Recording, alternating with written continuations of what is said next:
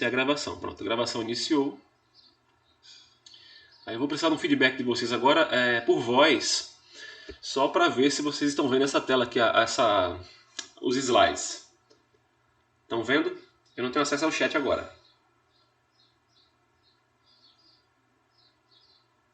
Não, ainda não apareceu. Não apareceu ainda o slide da disciplina? Você tá vendo só minha cara de pastel, né? Ah, porque eu não coloquei para compartilhar, olha que maravilha. Mas vai aparecer agora. Agora eu vou pedir mais uma vez um feedback por voz. Só um minutinho, vou clicar aqui, clicar em compartilhar. E agora? Apareceu. Pronto, muito bem. Então, pessoal, pode falar. Você ia falar alguma coisa? Não. Pronto. Quem quiser falar, fazer algum comentário, alguma pergunta, é só me interromper e fazer a pergunta sem nenhum problema. Faça de maneira oral, porque eu não vou ter acesso ao chat nesse momento. Nesse momento que o slide está aberto para vocês, vocês conseguem ver minha beleza, minha face ou não? Só o slide.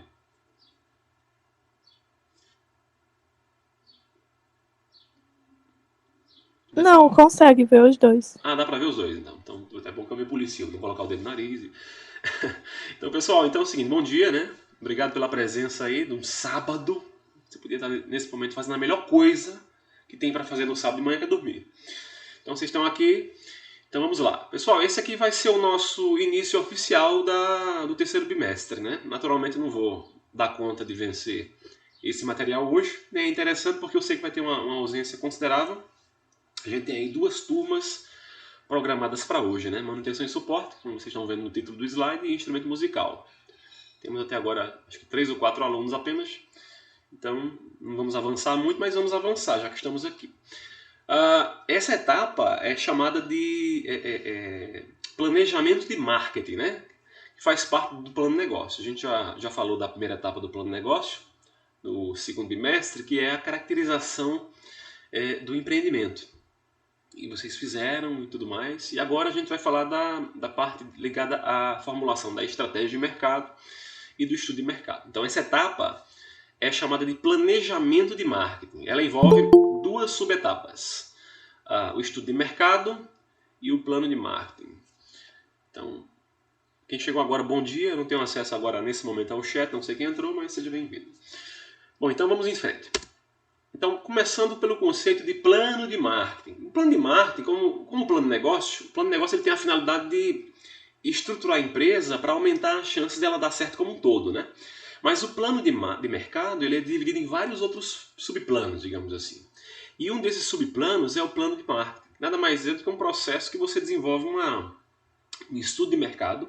Afinal de contas, a empresa, a gente não pode esquecer disso, a empresa ela foi criada com o objetivo de quê? De atender a uma necessidade de mercado, né? Uma demanda de mercado. E a empresa ela só vai ser bem sucedida se ela conseguir fazer bem feito, naturalmente, atender bem esse mercado, oferecendo um produto ou serviço de qualidade a um preço competitivo e de maneira melhor do que o seu concorrente. Caso isso não aconteça, essa empresa ela não vai ficar no mercado muito tempo. Eu tenho certeza que vocês sabem que aí na região de Monteiro, ou na região onde vocês moram, Sertânia e Pernambuco, vocês já viram empresas que não estão mais lá, né, por algum motivo. E talvez elas tenham fechado as portas. E talvez foi por causa de uma falta de planejamento de marketing. Então, o marketing nada mais é do que a palavra marketing, ela significa mercado em ação. Então, market, do inglês, M-A-R-K-E-T, significa mercado. E o NG seria um sufixo que denota ação. Então, marketing nada mais é do que mercado em ação, trazendo para a nossa realidade a formulação de estratégia de mercado. Tá? A gente primeiro, quando vai desenvolver um plano de marketing, o primeiro passo é conhecer quem é o nosso mercado. Cada região tem as suas particularidades. Então, a região de Monteiro, eu sempre falo isso em sala de aula, né? Por que Monteiro, Sertânia, Sumé, essa região do Cariri, não tem Burger King, não tem Subway, não tem McDonald's, não tem, digamos assim, grandes empresas? Porque o mercado ainda é muito restrito do ponto de vista de renda, de volume de consumidores. Então as empresas, as maiores empresas, né, elas fazem todo um planejamento antes de se instalar. E esse planejamento naturalmente começa no planejamento de marketing. Então, basicamente, o que nós vemos nessa região aí de vocês é a presença de micro e pequenas empresas. E essa é a realidade em 99% dos casos. No Brasil, mais de 90% dos negócios das empresas no país são micro e pequenas. Porque o nosso mercado é assim, né? Apenas 10% são grandes, realmente grandes corporações. E isso não é um problema. A gente pode ganhar dinheiro, dá para inclusive enriquecer mesmo atuando em pequenos negócios. Você vai ver que tem vários comerciantes de Monteiro e da região do Cariri aí que são pequenos, mas são prósperos, né? Tem um bom padrão de vida, então dá para você fazer dinheiro, né? Buscar lucratividade, atendendo o mercado de maneira correta. Então, o plano de marketing ele busca orientar o processo decisório de mercado da empresa. A empresa ela toma decisões do ponto de vista de lançamento de produtos, desenvolvimento de novos serviços e ingresso em determinados mercados. Então, para isso, ela deve identificar quais são as oportunidades de negócio, de mercado, né, mais promissoras e mostrar, esse plano deve mostrar para a empresa como ela deve fazer para ingressar nesses mercados. Porque o mercado, né, ele tem que ser, é como se fosse uma guerra, digamos assim. A gente tem que invadir aquele mercado, no sentido figurado, e tem que conquistar as posições da concorrência, né? Independentemente do setor, sempre vai ter aí mais de um concorrente. Vamos pegar um que é bem famoso aí em Monteiro. Tem uns 8 postos de gasolina já nessa cidade, né? Que é até surpreendente. O tamanho da cidade tem quase, acho que 8 postos ou mais de combustível. Então assim, tem uma concorrência interessante.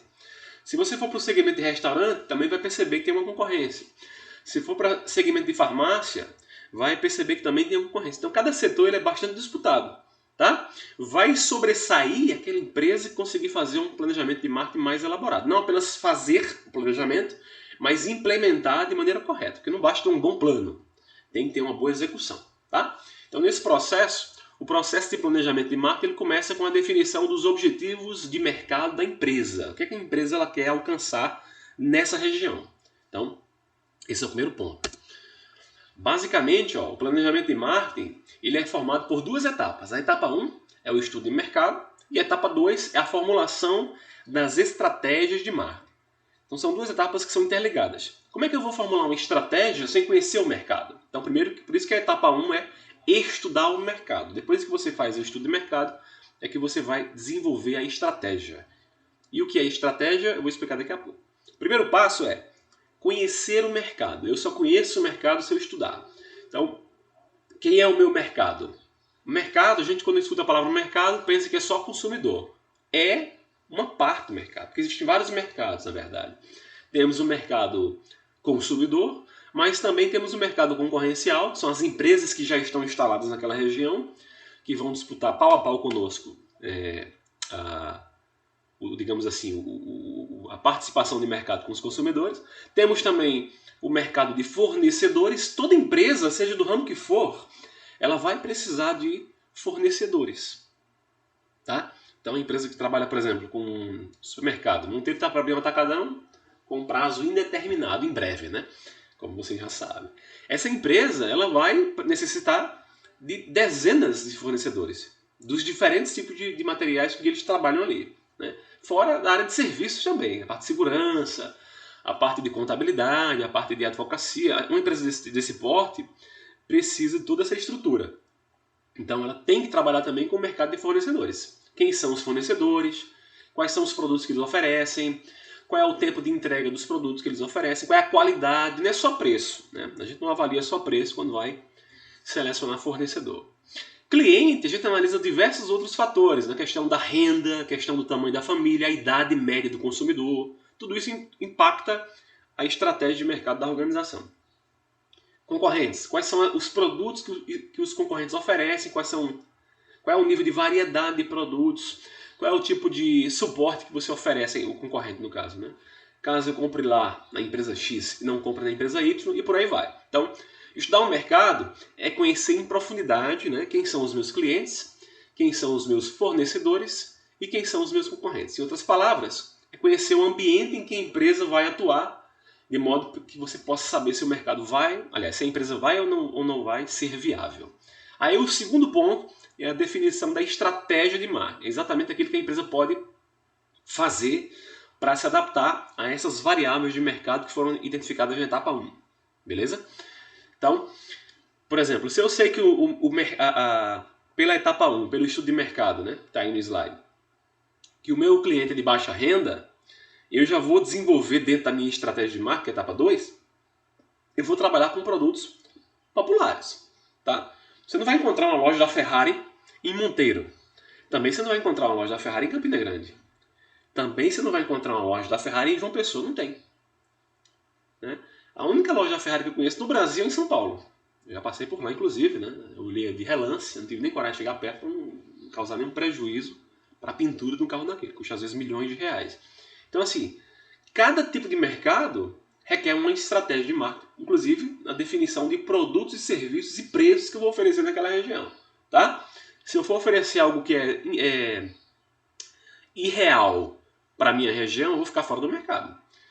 Por isso que não dá para abrir um hotel 5 estrelas em Monteiro, por exemplo. Nem Campina tem um hotel 5 estrelas.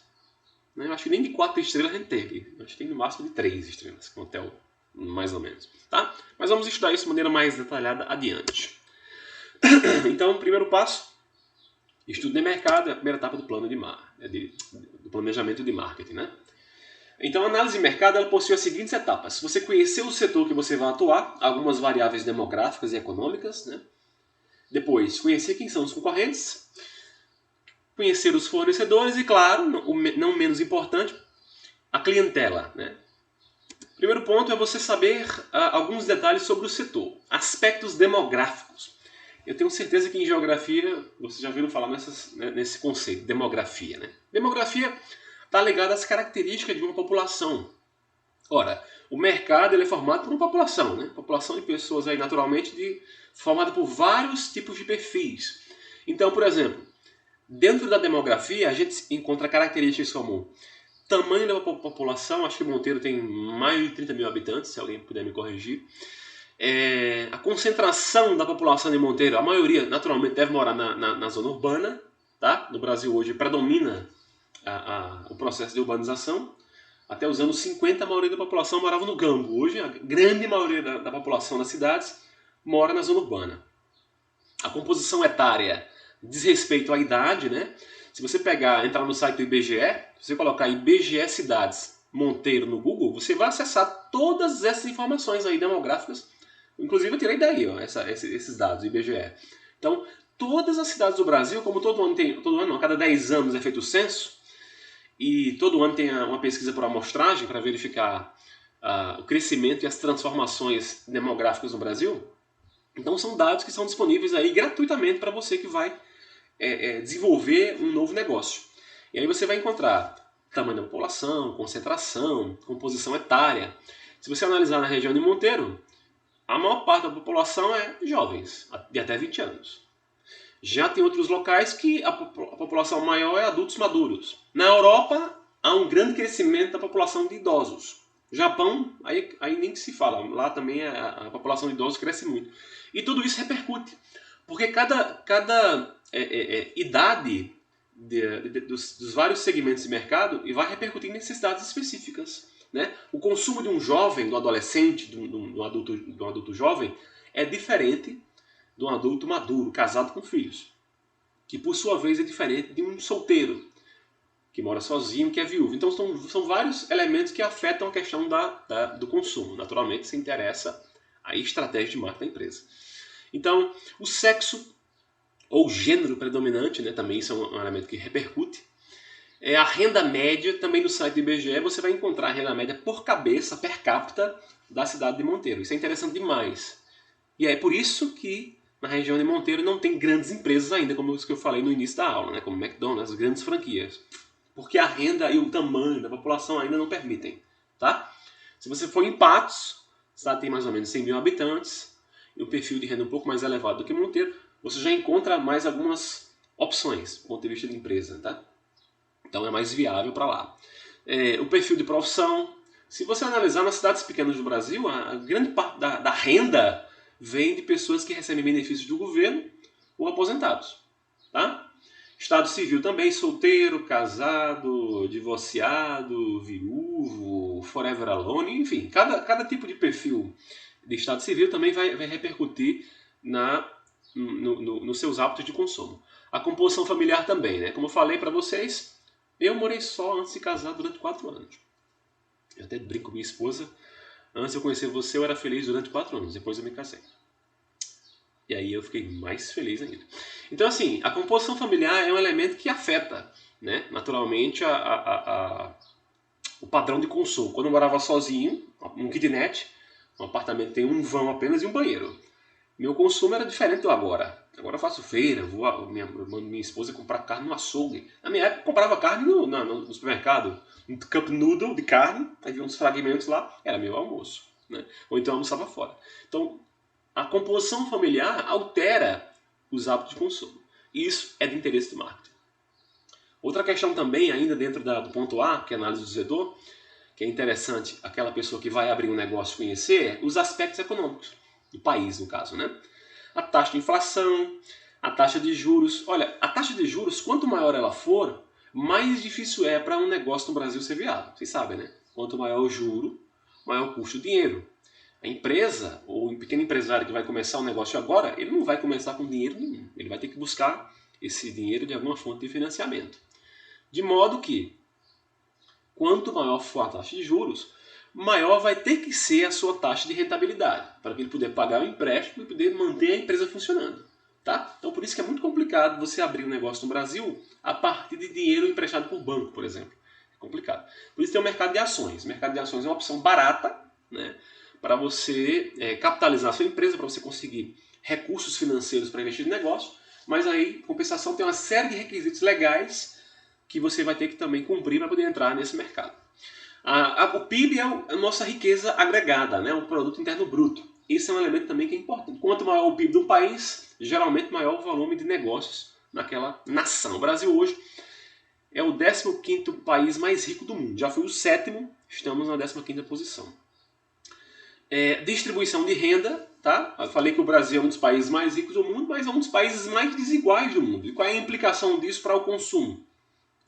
Ora, no Brasil, apenas uma camada muito diminuta da população tem realmente poder de compra para viajar de avião, passear, fazer viagens no exterior, comprar automóvel 0 km, comprar casa própria. Então isso acaba restringindo demais as opções empreendedoras no Brasil, a nossa distribuição de renda. Tá? Isso é um ponto importante a se observar. Que mais? Oferta de crédito e por aí vai. Então esses dados você também vai encontrar pela internet, no site do IBGE, você vai encontrar estudos do Banco Central, em jornais eletrônicos, revistas eletrônicas, na própria internet você vai encontrar aí diversas informações sobre esses indicadores, tá? Até aqui tranquilo, vocês estão me entendendo bem, pessoal? Por favor, me avisem aí se eu não estiver sendo claro. Fiquem à vontade aí para... Aqui tem um exemplo de uma fábrica de goiabada, olha que coisa bem aleatória que eu trouxe. Aí tem alguns aspectos demográficos, econômicos, legais, políticos, tecnológicos, culturais. Esses aspectos fazem parte da análise do setor. Então você, antes de entrar num determinado mercado, veja como é que está a demografia da região que você vai atuar, como é que está a economia, quais são os incentivos legais para a sua atividade. Por exemplo, há uma fábrica de goiabada no Brasil que vai se instalar. Ela tem algum tipo de benefício? Você pode pesquisar. Se você não tiver condição de pesquisar, contrate um advogado. Um bom advogado. A tecnologia que você vai utilizar, ela está disponível a um custo barato para você automatizar a tua organização, e também entenda a cultura da organização. Veja o caso do McDonald's que eu falei, né? Olha, o McDonald's é uma empresa global. Só que tem alguns mercados que as pessoas simplesmente não comem carne de boi.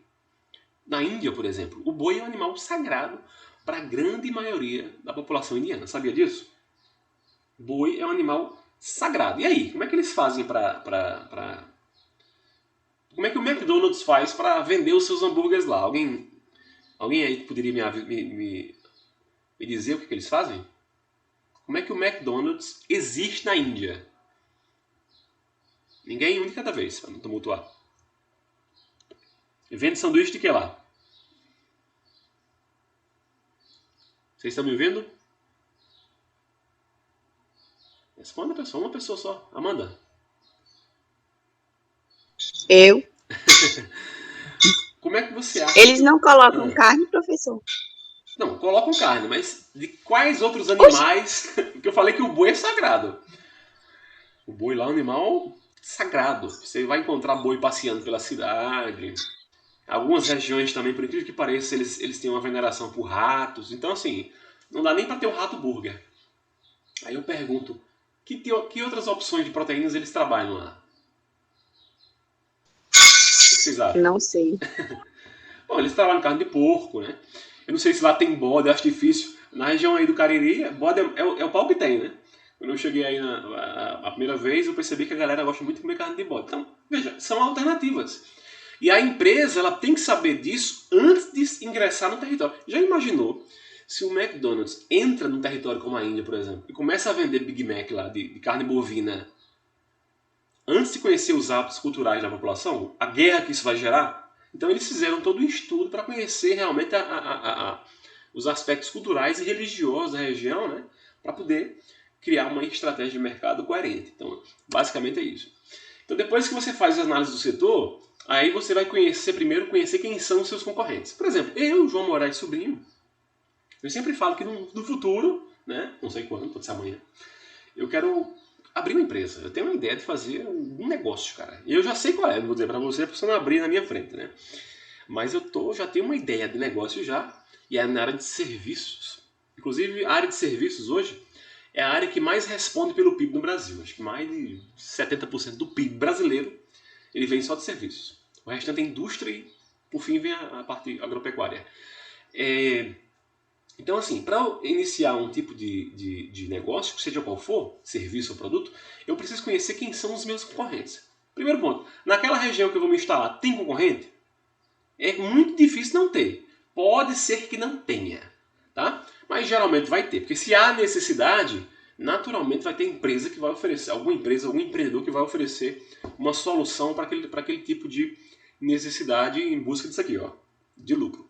Então, primeiro passo, você vai dar uma analisada no setor, buscando informações para verificar quais são as principais empresas que lá estão, na área que você quer atuar, e verificar se nesse momento o que acontece, ó, se a empresa está em crescimento, está em declínio ou está estagnada, ou seja, está em estabilidade, digamos assim.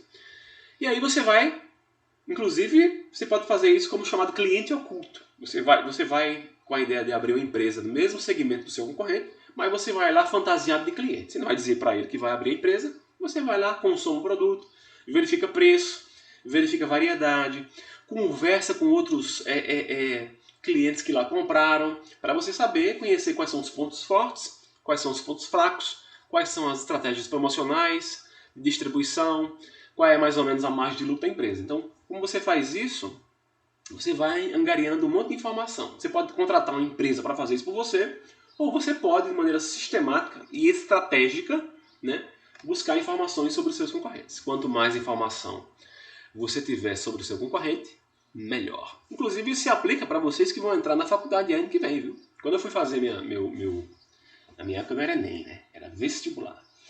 Eu disse, cara, será que essa área de administração é concorrida? Eu pensava nisso, antes de entrar escolher meu curso superior. Mas eu descobri, era, e muito, e é a mais concorrida. Na época era uma das mais concorridas, né? E isso me fez desistir de entrar? Não. Apenas me disse o seguinte, ó, já que você vai entrar numa área que já está altamente concorrida, você vai ter que desenvolver um currículo que possa superar a média dos seus concorrentes. Então isso se aplica tanto para a empresa, se você vai abrir uma empresa no segmento que já é altamente concorrido, a sua empresa ela tem que ter diversos diferenciais, seja um produto com qualidade superior, um atendimento de excelência ou um preço altamente competitivo. Ou os três, tá? Você como profissional no mercado, se vai entrar no mercado que já é saturado concorrido, você vai ter que ser o melhor. E por incrível que pareça, eu estou nas duas áreas de formação que são mais concorridas, administração e direito. Mas vamos lá. Análise dos fornecedores. Bom, depois que você conheceu um pouquinho sobre o setor e a concorrência, você também vai ter que saber o seguinte. A sua empresa ela depende de fornecedores. Tá? Se você vai trabalhar, vou trabalhar para você é médico, eu vou precisar de fornecedor? Vai.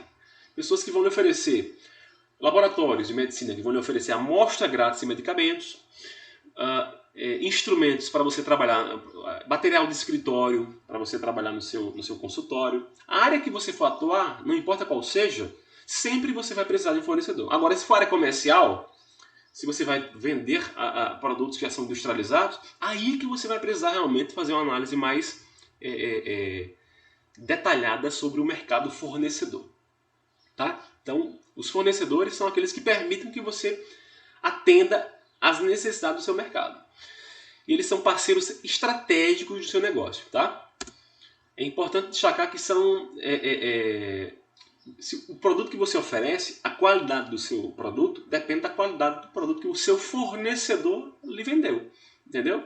Então, se você tiver um produto de qualidade duvidosa, talvez seja porque você escolheu adquirir produtos de fornecedores baseados apenas em um critério, preço. O menor preço nem sempre é a melhor estratégia. Eu falando isso parece uma blasfêmia, né? Mas preço nem sempre é mais importante, o menor preço, tá? Então, é preciso analisar outros critérios de avaliação, além de, como eu já falei, qualidade, tempo de entrega, o chamado serviço pós-venda que o fornecedor lhe oferece.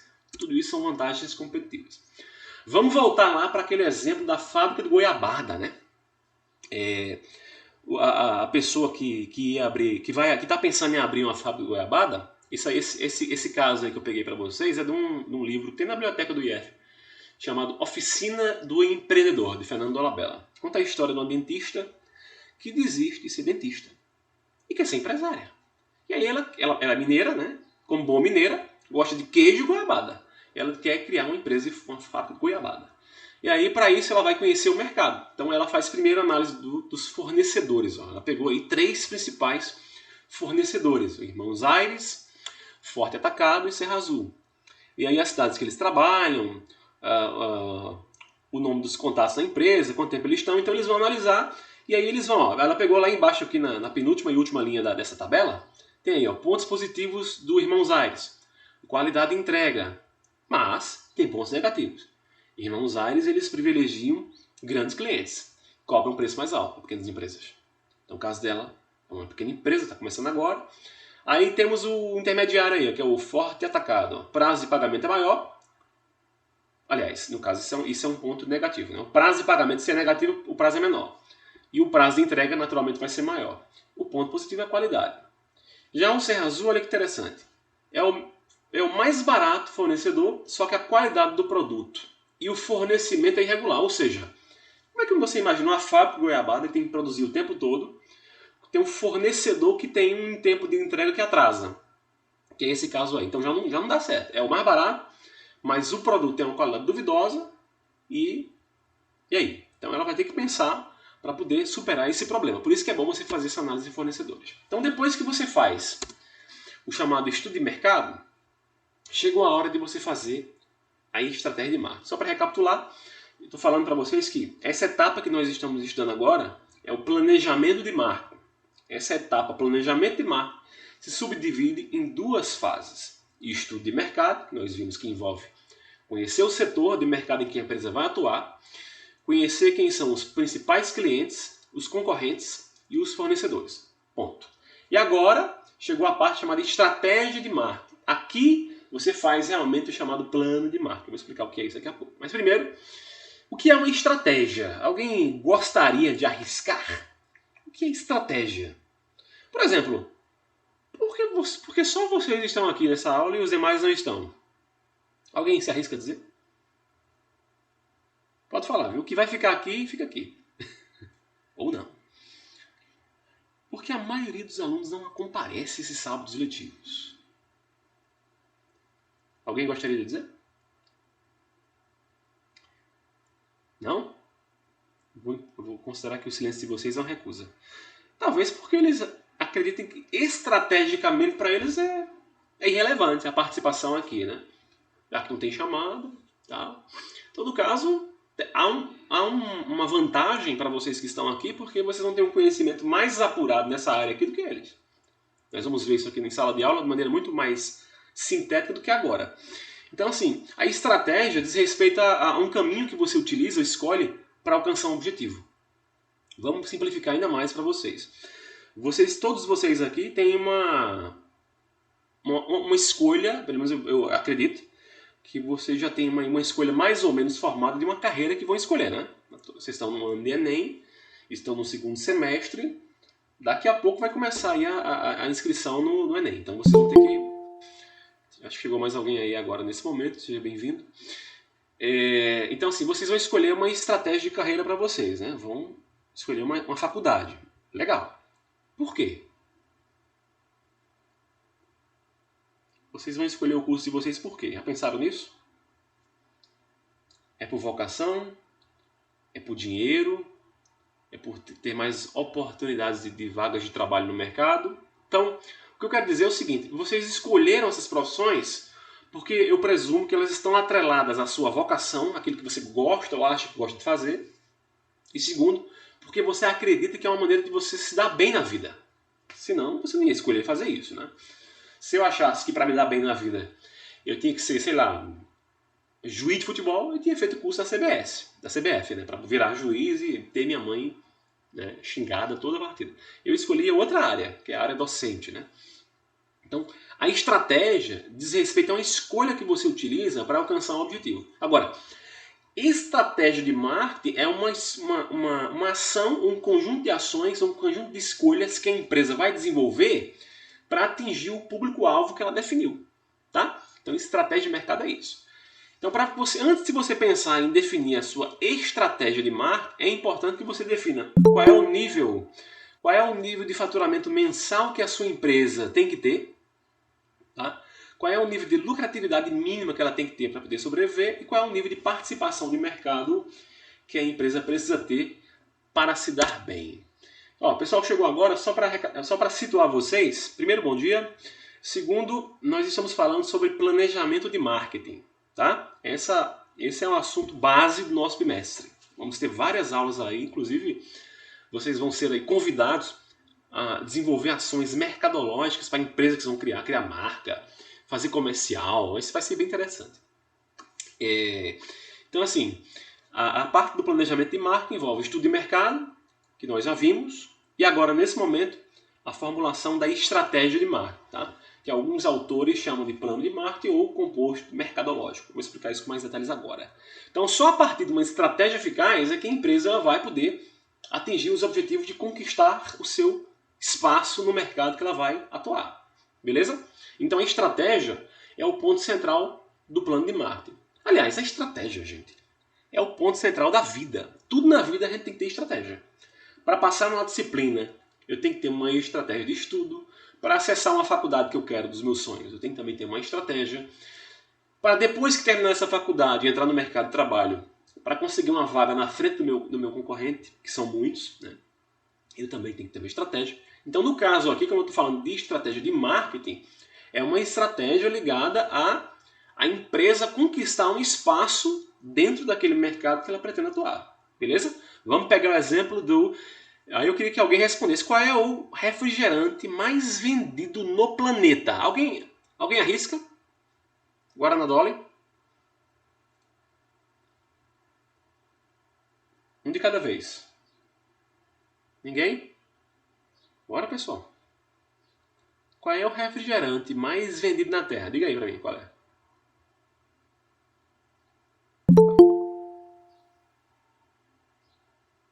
Tô esperando. Deve ser a Coca-Cola. Coca-Cola. Quem falou?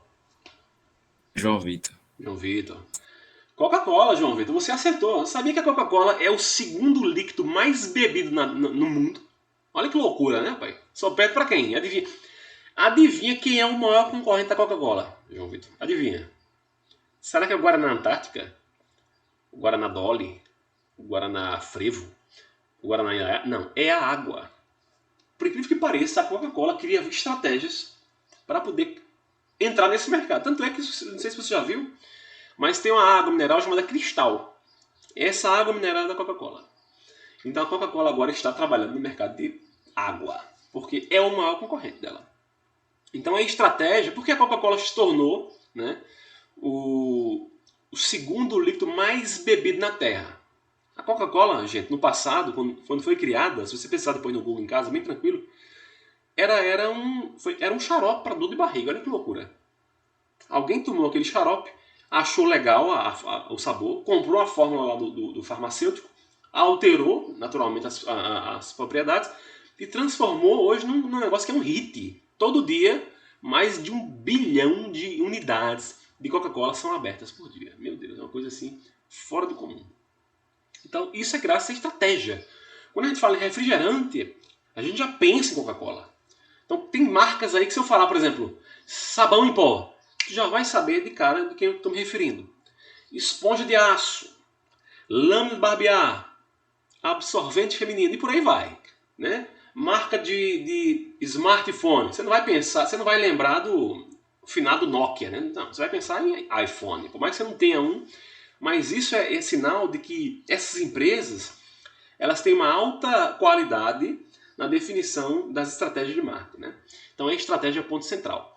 Então a formulação e a escolha dessas estratégias elas podem fazer a diferença entre o sucesso e o fracasso de seu empreendimento. As estratégias mercadológicas ou de marketing, que são a mesma coisa, elas giram em torno do chamado marketing mix ou 4Ps. Vocês não podem esquecer essa sigla, tá? 4Ps basicamente resume, cada P tem uma palavra, esses 4Ps é a essência da estratégia de mercado da empresa, beleza? Professor, e que Ps são esses? Olha aí, vamos entender agora que Ps são. Primeiro, o P é o produto. Ora, lembre-se, nós estamos falando sobre planejamento de mercado, tá?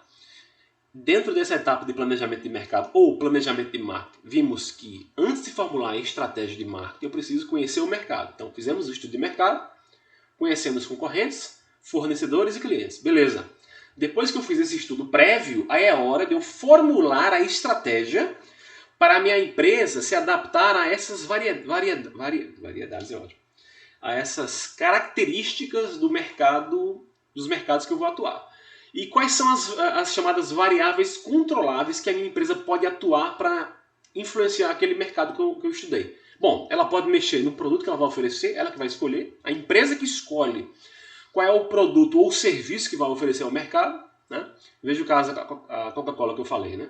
A Coca-Cola não vende só Coca-Cola, porque tem muita gente que não gosta de Coca-Cola, gosta de laranja, então tem a Fanta, né? Outros gostam de chá, eles também vendem chá. Outros não, só tomam água, eles também vendem água. Água com gás, tem água com gás. Então eles vendem tudo, até roupa. Até sapato eles fazem licenciamento da marca para poder gerar retorno, né? Então, o produto da Coca-Cola é muito amplo, aliás, a variedade de produtos, né? Naturalmente, eu preciso, depois de definir qual é o produto ou quais são os produtos que eu vou oferecer, qual é o preço. Agora, o produto, para eu definir, eu preciso conhecer qual é a necessidade do meu mercado, né? Aí depois eu defino o preço. Depois a praça e depois a promoção. Vamos entender um por um. Primeiro, o produto, né? O produto ele tem algumas características. Primeiro, o chamado mix de produtos, que nada mais é, gente, do que a variedade de produtos. Se você entrar agora no Google e colocar lá smartphone, pronto, vai aparecer uma carrada de opções. Vai aparecer, por exemplo, esse iPhone 14 aqui que estou mostrando para vocês, ó. Mentira, esse aqui é um Samsung M10, né? É um dos mais baratos celulares que existe no Brasil, acho, no mundo. Mas para mim, me atende às minhas necessidades, né? E a principal necessidade é essa aqui, economizar. Então, para mim, resolve.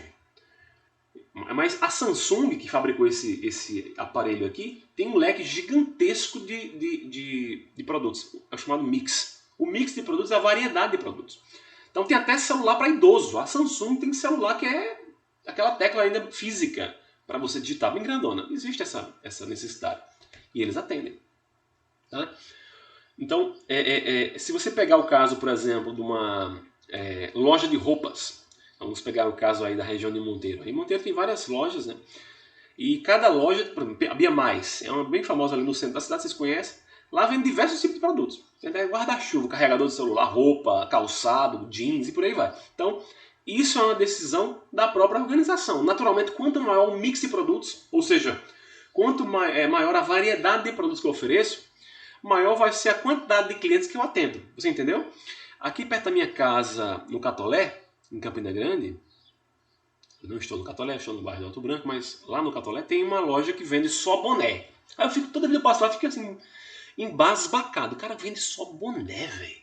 Quer dizer, Ele deve vender muito boné, né? Porque uma empresa que podia vender várias roupas, ele decidiu vender apenas boné. Agora tem que vender muito boné para poder ela ter lucro, para poder pagar aluguel, pagar os custos dos empregados e gerar rentabilidade. Então, quanto maior o volume de produtos que a empresa oferece, né, teoricamente, em regra, geralmente maior vai ser a variedade de clientes que você vai atingir.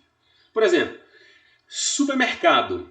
Você consegue verificar que nesse tipo de empresa a gente vai ter aí uma grande variedade de consumidores? Vai de recém-nascido a idoso. Já a loja de boné já é muito mais restrito, né, a questão do mercado. Além do mix de produto, a gente tem a diferenciação, ou seja, alguns produtos têm uma característica única. Eu falei para vocês que em São Paulo tem uma loja da Ferrari. Eu passei lá de frente, bonito, viu? Agora, como é que você me explica você me cobrar 2, 3 milhões de reais num carro? Eu tenho um carro aqui que comprei por algumas dezenas de milhares de reais e achei caro. E faz a mesma coisa que a Ferrari faz, só não faz na mesma velocidade, mas anda, né, é confortável e tal, não tem a potência e a beleza. Então veja, a Ferrari ela tem diferenciais. Então esse item B aí é a diferenciação, é algo que torna o meu produto único. O motor de uma Ferrari é única, o ruído da Ferrari, a cor da Ferrari, a aparência e o status que você tem aparecendo numa Ferrari. Já pensou se eu chegasse de Monteiro para dar uma Ferrari? Rapaz, olha só. Não ia mudar em nada, né? Isso aí ia gerar uma surpresa para as pessoas, mas eu ia gastar muito mais dinheiro do que andar com o meu HB20. Então, assim, claro que cada empresa ela tem a sua diferenciação. Peguei aqui esse exemplo do meu smartphone M10 e agora vai sair o iPhone 14. Então, naturalmente, há uma grande diferença entre um e outro. Tanto de preço, mas o produto da Apple é infinitamente melhor a qualidade, o processador é muito mais avançado, tem uma série de coisas que tornam ele superior, né, em relação ao meu smartphone. E por que eu escolhi esse? Porque o meu caso, eu prefiro um produto mais básico para essa necessidade, tá? Outra questão também, o produto, quando você vai definir qual é o produto que você vai oferecer na sua empresa, você primeiro tem que pensar qual é o tipo de cliente que você vai atender. Ó, lembrem-se que vocês estão desenvolvendo na minha disciplina um plano de negócio. E no bimestre passado, vocês apresentaram aí várias ideias de negócio, né? Hotel, loja, sei lá, clube noturno, uma série de coisas que vocês ofereceram, lícitas, né? Mas cada tipo de serviço que vocês ofereceram, vocês pensaram antes, de maneira até inconsciente, no público-alvo. Nessa dimensão C aqui, ó. Ou seja, quando você escolhe um tipo de mercado, de empresa, de segmento de mercado que você vai atuar, naturalmente você está escolhendo qual é o público-alvo que você vai delimitar para aquela empresa. Tá? Isso é muito importante. E isso vai definir qual é o tipo de produto que você vai oferecer. O nome do produto e a marca também é uma construção criativa que você vai fazer para... Hoje em dia, veja só, se eu colocasse aqui uma maçã mordida branca atrás desse celular, mesmo ele não sendo um iPhone, a pessoa de longe vai dizer, nossa, ele tem um iPhone, ele é um cara diferenciado. Então veja, a marca é um conceito intangível, invisível, você não consegue pegar, mas ela transmite uma credibilidade, um posicionamento para aquele cliente que tem aquela marca. Qual é o carro que você tem? Eu tenho uma Ferrari. Ah, moleque, você tem. Posso dar um rolê com você? Qual é o carro que você tem? Não, eu vim de ônibus. Ou eu tenho um HB20. Aí já começa... Então você percebe que a sociedade ela acaba nos avaliando, boa parte da nossa imagem em relação a terceiros, é da nossa estética, né? E a marca tem um papel fundamental na estética dentro do sistema capitalista. A embalagem, dependendo, claro, se você trabalhar com produto, tem que ter uma boa embalagem. Agora, serviço. Você que está assistindo essa aula, que vai fazer um curso de Direito, de Enfermagem, de Medicina, de Engenharia, de Computação, seja o que for, você vai ter que se vender, no bom sentido, como profissional, né? E aí, você vai ter que ter uma embalagem. E que embalagem é essa? A aparência do seu escritório ou consultório, a sua aparência pessoal, a maneira como você se veste, a maneira como você mantém a sua estética pessoal, a sua higiene pessoal, a sua imagem pessoal, a sua imagem de credibilidade, até a sua aparência nas redes sociais. Presta atenção, tá? O cliente ele vai buscar referência sua em vários lugares. E se ele vê que você não corresponde àquilo que você está vendendo, ele vai dizer, vou procurar outra pessoa que inspire mais credibilidade. Então a embalagem é um termo que inicialmente era só para produto físico, e é muito importante, mas para serviço e para profissionais como vocês no futuro, a embalagem está ligada a toda a apresentação de vocês e a sua maneira de se apresentar, né, nos negócios. O design é importante na área de produtos físicos. Mais uma vez, a Apple, nesse sentido, ela é campeã. Ela tem produtos extremamente bonitos, né, de design. Inclusive, tem até uma... Se você colocar no Google aí e colocar carro da Apple, conceito, vai aparecer várias imagens aí bem loucas, né?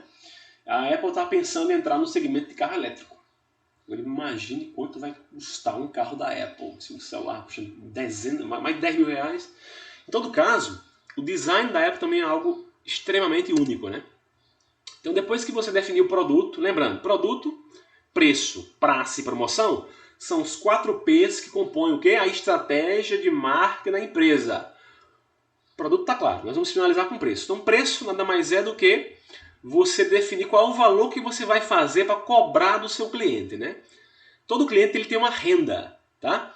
E naturalmente você tem que cobrar um preço para o seu cliente de acordo com a renda que ele oferece, que ele possui, né? Se você colocar uma empresa numa região onde os seus consumidores, em regra geral, têm baixa renda e você cobra preços muito acima do mercado, você está fora do mercado. Agora, se você também, ao contrário, entra num determinado mercado e coloca um preço muito abaixo que é praticado, as pessoas vão achar que o seu produto é de qualidade inferior. Tranquilo? Pessoal, nós vamos fechar por aqui, já são 8h50. Alguém me falou que geralmente os professores eles dão aí 10 minutos de intervalo. Eu queria saber o seguinte, alguém ficou com alguma pergunta, alguma dúvida? Pode falar agora, inclusive no chat. Alguma dúvida, pessoal? Alguma pergunta? Vocês estão por aí? João Vitor, Maria Rita, Pedro, Amanda? Pronto. Então, pessoal, bom dia para vocês. Obrigado pela participação. Vou parar aqui a gravação. Deixa eu interromper aqui.